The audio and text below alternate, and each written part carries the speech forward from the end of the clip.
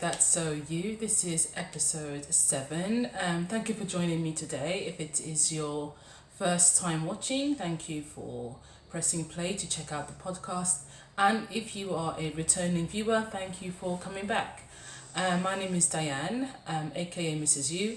You can find me on Ravelry as YummyTripletMummy, and there's also a Ravelry group called Mrs. You Makes, and I'm on Instagram as Mrs. You Makes as well. Today is the 19th of May. It's just gone 10 past 2. Little Miss is asleep on the sofa behind me, so I tried to do this a little earlier, but she kept trying to get too involved, was being very, very clingy, and was trying to avoid going to sleep. But she's asleep now. I've finished cooking, and I'll soon be picking up the boys from school, so I thought I'll try and get a recording in before I leave to collect them.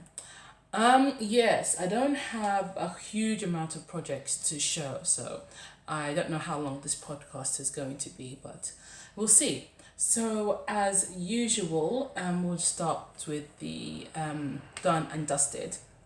I only have one finished object for this episode, and that is fresh off the needles since not yesterday, the day before yesterday. That would have been Tuesday. So I finished this Tuesday night. It is the Tilly's Kofta cardigan. It's a wrap cardigan with the lace detailing on the back. I've made this for Little Miss's birthday. She'll be 2 on Tuesday, so I wanted her to have this to wear on Sunday, so when we'll be going out for a family meal. This was quite quick to work up. It's a free pattern. It worked from the bottom. The designer's name, let me just check that in case I get it wrong. It's Anne B. Hansen. So as I said, it's a free pattern. It worked from the bottom up. It does seem to go a bit slow at the bottom because you have so many stitches on the needle, but as you go up, so especially when you separate for the for the armholes, that's when it does go a lot quicker. The size, as I said, she's going to be 2, but my gauge was a little off, so I worked the 3-year size instead, in terms of the number of stitches. But because of the length of the 3-year size, I think it was about 15 inches, which would have been extremely long on Little Miss. I think I mentioned in the last episode that that would have come up to about her thighs, which would have been too long. So and the 2-year size is I think it's 13 inches for the length. So as I got towards the separation section, I decided to work instead using the length for the 2-year size and stick to working the stitches for the 3-year size. This meant that I had to then work some extra decreases just to get the right number of stitches required for that section of the 3-year size, because working the 2-year size meant that I would have stopped working the pattern as a whole, and so that would mean I would have extra stitches on the front panels. So I had to then decrease. I worked the decreases over 3 rows. So it is obvious that I've decreased, especially if you are a fellow knitter, you will notice that. You can just see, try and hold on properly. you can see there just where this bit is here, that's where the decreases will work, so it is a bit noticeable. She hasn't tried it on properly since I finished it. I've just put it on her just to get an idea of the general fit, but I finished blocking this, well, this morning. I blocked it all yesterday, so just I took it off the I unpinned it this morning, so she hasn't actually worn it since it's been blocked. But yeah, and it's the same for the other side as well. I did this exactly the same decreases. So if I were to make this again, I would instead gradually work the decreases throughout the front panel, so that once I get to this section, I will have the required number of stitches for the 3-year size without there being such a drastic look there. But in terms of the way it's shaped, the front itself, it still looks fine. What else can I say about this? Yeah, so when I did try it on her, it did seem to fit really well. So as I said, I haven't tried it on her since I've blocked it. The only other changes I made were with the sleeves, because I was running out of yarn, and also because again I wanted the sleeves to be slightly more fitted.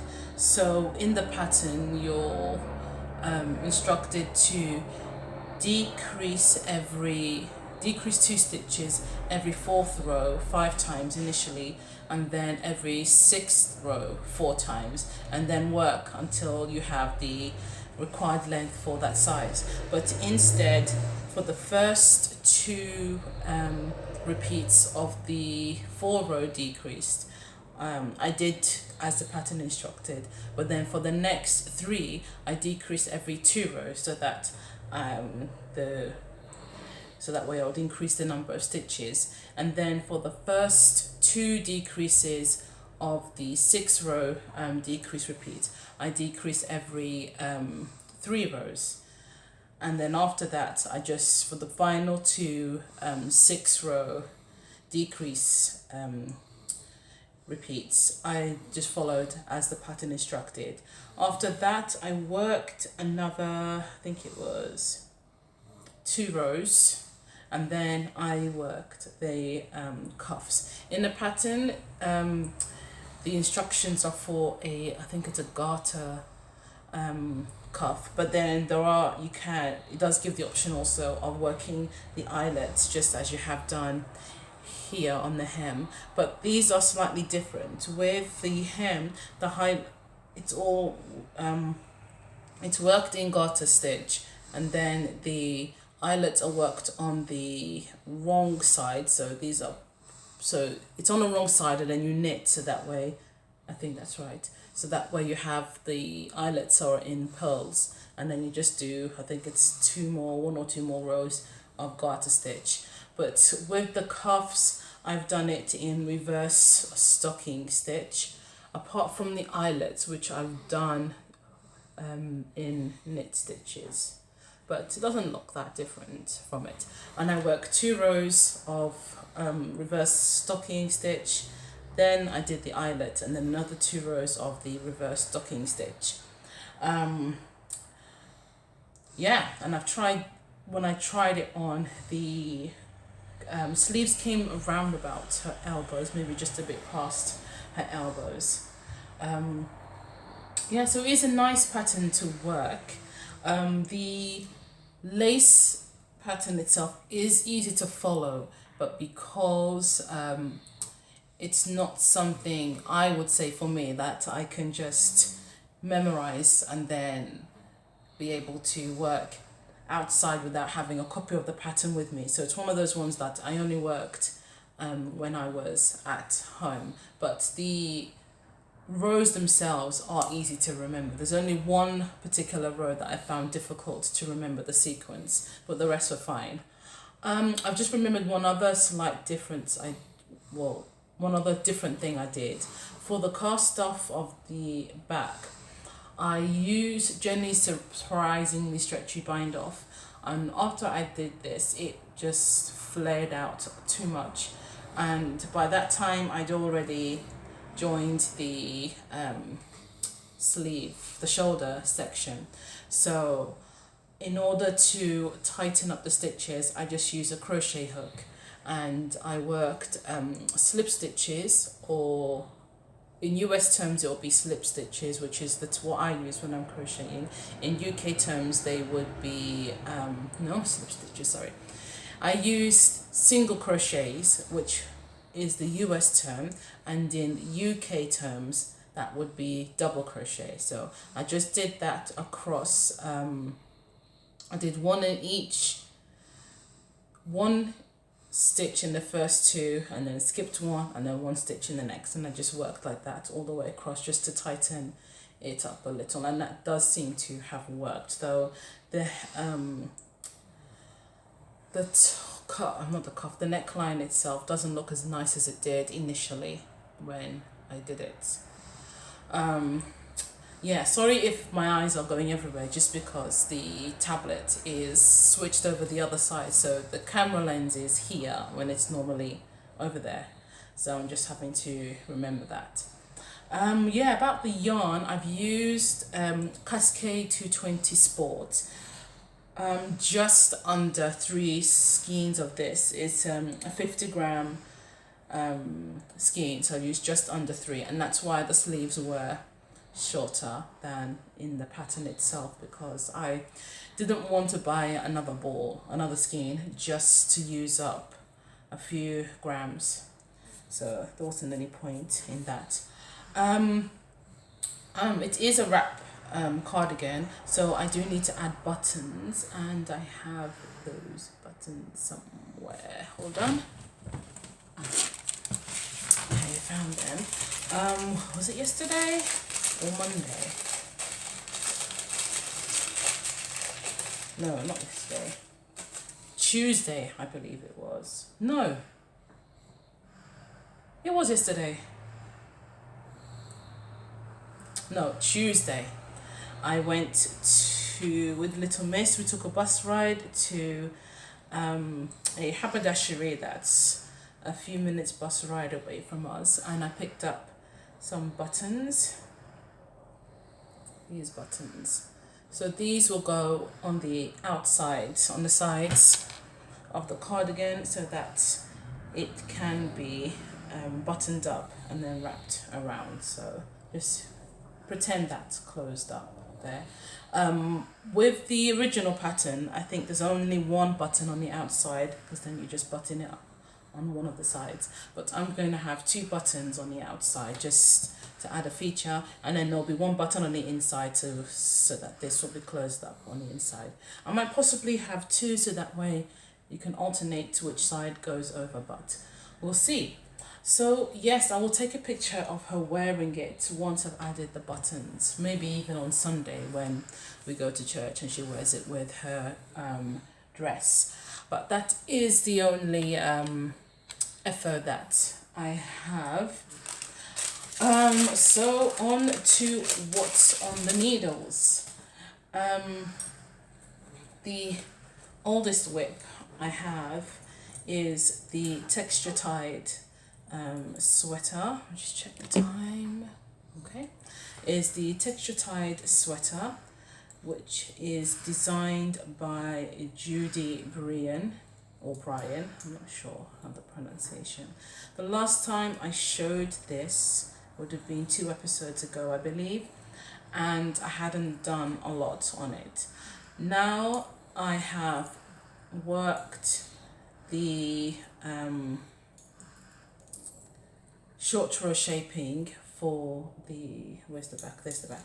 I've finished the short row shaping for the top of it, so that's okay. We must put it hold it like this.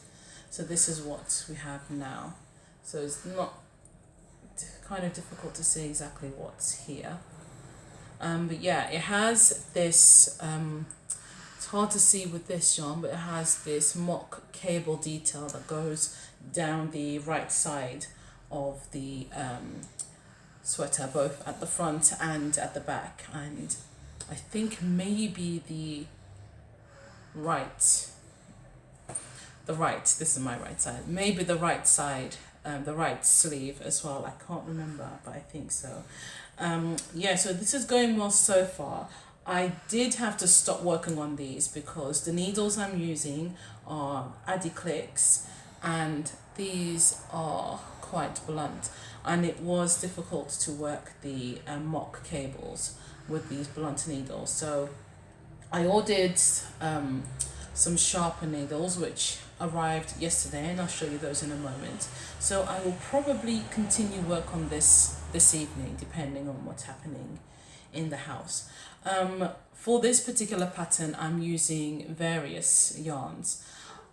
In the original they've used 3 different shades, like it's color blocked, so there's a black, a grey and a lighter grey. I'm just using various yarns. Again, I think in the previous 2 episodes ago I placed a picture to show how I'm going to lay out the colours, and if you check out my Ravelry page, you can see a picture on there with all the yarns laid out, how I'm hoping to use them. This particular yarn is Lamington Lass, I think it's Super Sock in the Ichabod colourway. I use this for the Join the Crew cowl, the shorter version of that. So most of the yarns I'm using for this, actually no, this is the only, I would say for now, the only leftover yarn I'm using. The rest are minis, and for the sleeves I'm going to use some Eden Cottage yarn for that.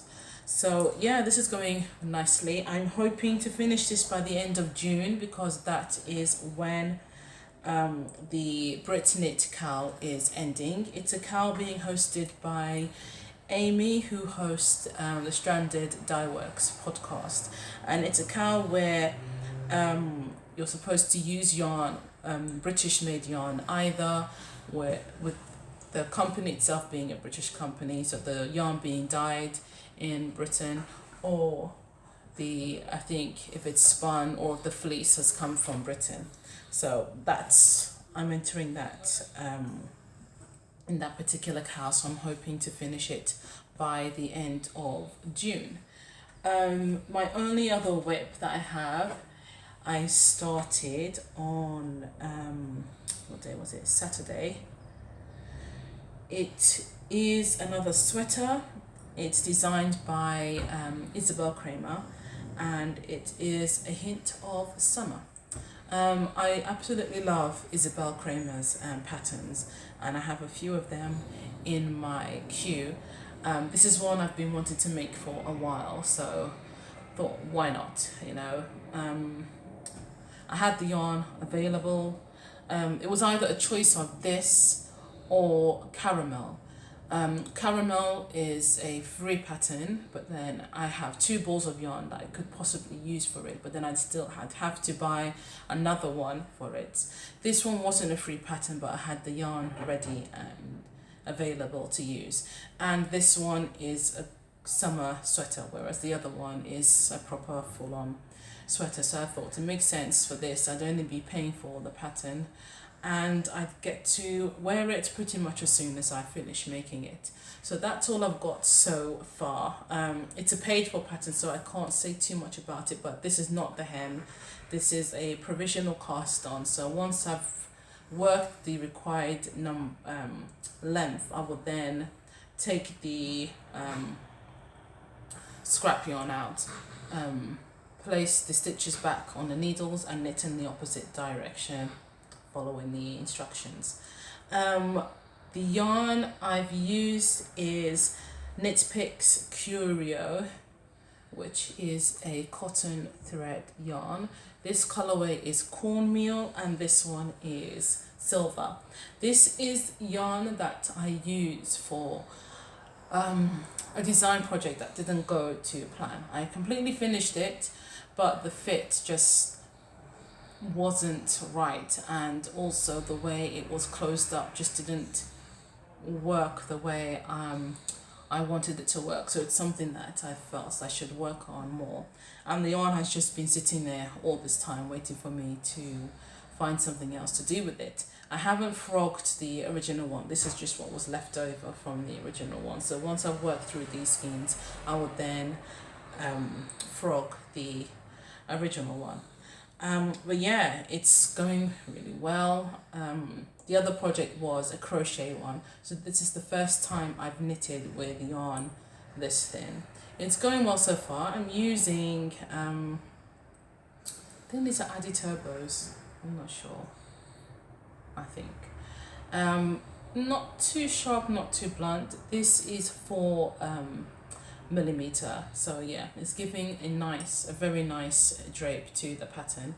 And I'm working the small size, which is surprising, but from looking at the pattern, because I've calculated that there's going to be around 6 inches of ease. I wasn't so strict with my gauge. Usually my gauge is tight, so with there being around 6 inches of ease, of positive ease, even if this knits up a bit smaller, it won't be terrible. I'm not going to knit it up that much smaller. So yeah, that's that. Yeah, they're all my actual projects that I have. So on to goodies. I've only got 2 sets of goodies to show you. The first are the needles I spoke of. These are Addy lace needles. These are the ones I purchased in order to work on the texture tied pattern. They're 5mm, 6 centimeters. So yeah, they're not as sharp as the higher, but they are sharper than the Addy clicks. So this should help things move along a lot quicker on the texture tied sweater. The last goodie I have is yarn that I received yesterday as well. These actually came very quickly. I was surprised with how fast these arrived. It's Lana Grossa. It's the first time I've ever used this. I'm going to use these for a sock design, which I'll talk more about in a moment. This colorway, there isn't it says Harris there, I'm not sure what that is, but the colorway is listed as 7402. It sort of has bits, speckles of pink, I would say, and a little bit of a very, very pale blue. Pink isn't usually my color, but this yarn went so well with the project that I'm going to do next, so I went for this. The one I was initially going to go for would have been the Nick Picks Hawthorne, but ordering that and then having to pay the shipping cost, it just didn't seem, yeah, to me it didn't really seem like there was much point. I thought might as well just find yarn. There's no point in spending so much on shipping. So, and also the yarn itself would have looked slightly different to the yarn I'm using. So this one I think will go, in terms of the look of the fibre, this would go a lot better with that. So this is 80% superwash virgin wool and 20% polyamide. There are 420 meters per 100 gram. Yeah, so look forward to getting started on this. And that brings me nicely on to waiting in the wings. This particular project has been waiting in the wings for quite some time, simply because I have been looking for the right yarn to work it with, so now I have it.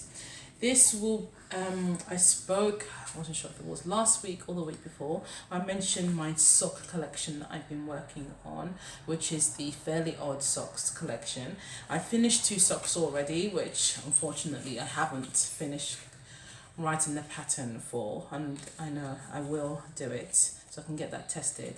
So I've been waiting to start the third sock in the collection, and this is it. So these 4 skeins will be paired up with this one to make the third sock in the collection. I won't tell you exactly how that will be done, you'll have to wait until they are finished, but I will get started on these either tomorrow or over the weekend. So I am excited to be able to get this started. Oh, this, by the way, is minis I received from the Crochet Hook Club from For the Love of Yarns, which is an Etsy shop on Etsy. Yeah, every month she has a club where you get a crochet hook, mini skein in a similar theme or color style to the crochet hook, and you also get a pattern. So these are the 4 that I've received from so far in the past year or so. Yeah, so check that out. I put details of that and all the other things I've shown you in the show notes, which will be in the Ravelry group. Yeah, I think that's all I have really to show before moving on to the final section, which is excuse me, which is the word for the month. I'll just quickly say the details for the Worldwide Knit in Public Day. Last week I knew where it was going to be, but not really the time. So it's going to be held in Granary Square, which is in the King's Cross area in London, and the start time will be about 11 o'clock. Now Saturdays the boys have football club, so we will be going there and then coming straight to the Knit in Public from the football club. So I'm hoping my friend Valerie, well, she should be there early. So if anybody is interested in coming, if you are going to be in the area, you are more than welcome to join us. Even if you are not a knitter, if you're a crocheter, or you do any other types of crafts, come along and bring some food and drinks, something to sit on, either a mat or blanket. I would suggest something waterproof, because last year it rained, I think the day before we had the KIP, and so the ground was a bit wet.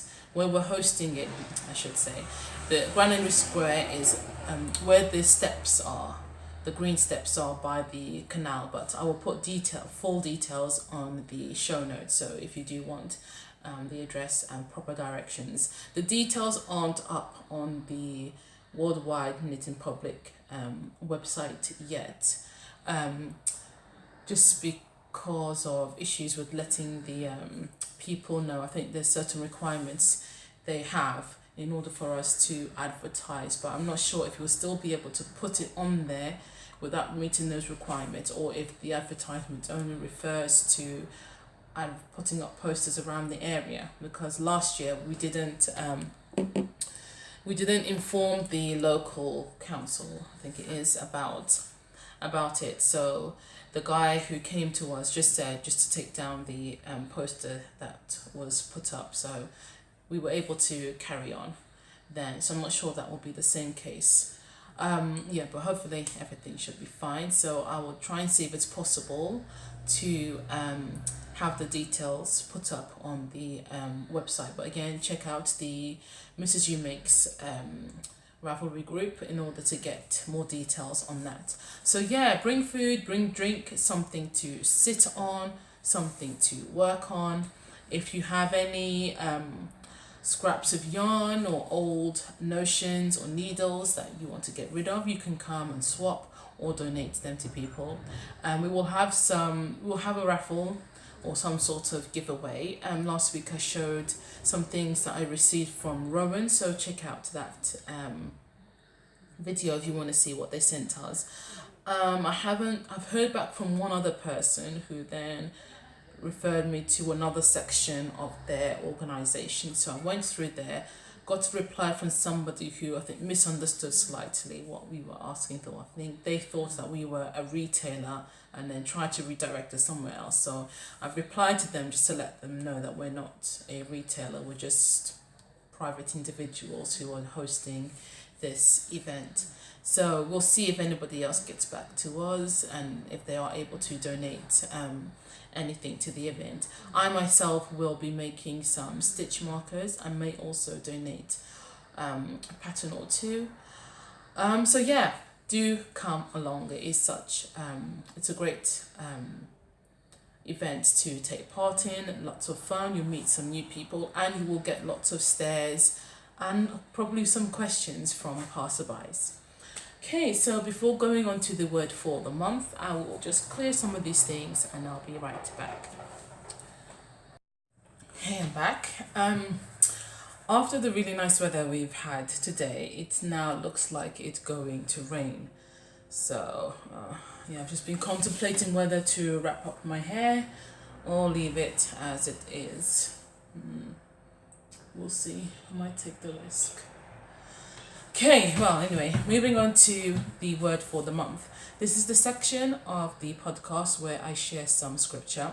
So if this isn't for you, that's fine. You are more than welcome to continue on your day. But thank you for watching if you are leaving now. I hope you have enjoyed the podcast. Do remember to check out the Ravelry group. You can share your projects, both finished and whips. Take part in the chatter, though at the moment I'm the only person who seems to be chatting. Also check out, follow me on Instagram and subscribe and like the video as well. So I will see you next week. Or not next week, next episode. If you are staying around, thank you. We will continue with the word for the month. This particular word for the month is one that someone else posted on Instagram, and at the time I read it, it really did help me and give me a lift. So I thought it'll be perfect for the word for the month. It is taken from Isaiah 41 verse 10 and says, "So do not fear, for I am with you. Do not be dismayed, for I am your God. I will strengthen you and help you. I will uphold you with my righteous hand." At the time when I read this, we got some news about a slight change that was happening to our finances. This particular change, in a sense, was a good thing, and in a slight sense, it wasn't so good. Though the slight sense of it not being good isn't so terrible. It's just more, it just means that I'm not able to be as independent with the finances from my point of view, as I'm not working, but Mr. U is. But the reason for this change is good. So it just helped me to put things in perspective and see that it wasn't something that was terrible. We are in a better situation. It just means that I'm not able to just do things exactly the way I had done, but the reason for that is a good thing.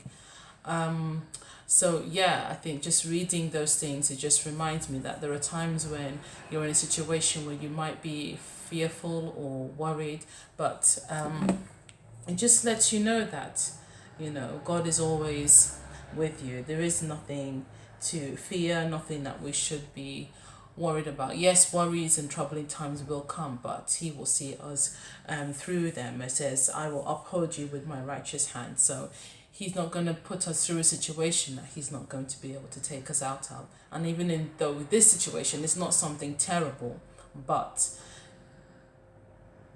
I will still be able, or I can believe that I can still be able to function and do the things I did as before. I might just have to use more wisdom, or just try to be more proactive in terms of my pattern sales and stitch marker sales and things like that. So it could just be something that's a push for me to try and be a lot more proactive with that and continuing to get things going on that. Yeah, so whatever you may be going through, whatever you may be experiencing, I just hope that you can just know that there is someone who is there holding you up, helping, giving you strength, and who's already made a way for you to come out of that situation and has provided all the things that you need in order to come out of that situation. Sometimes we can get so wrapped up in the troubles we're having that we don't see the solution that's there. And sometimes we can get so wrapped up in the situation that we may then make the wrong decisions. But this just helps us to see that we shouldn't allow those troubles to take over us and completely blind us to what's around us. It's just a time to just take that moment and just think, okay, this has happened, how can I get through it? And you know that God's strength is there to help you get through that situation. And even if it doesn't work out the way you expect it to, His strength is still there.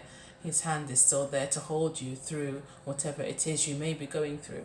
So I just hope for the rest of this month that if you are going through anything, you will just know that you do have someone there who's holding you up, who's strengthening you, who's seeing you through whatever that situation is.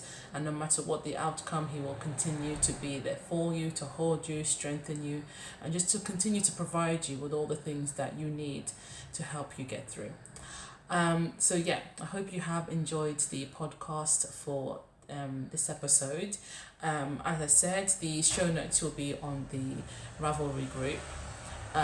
So go and check those out if you want more information about the patterns that I've been working on. And I hope to see you next time. Bye.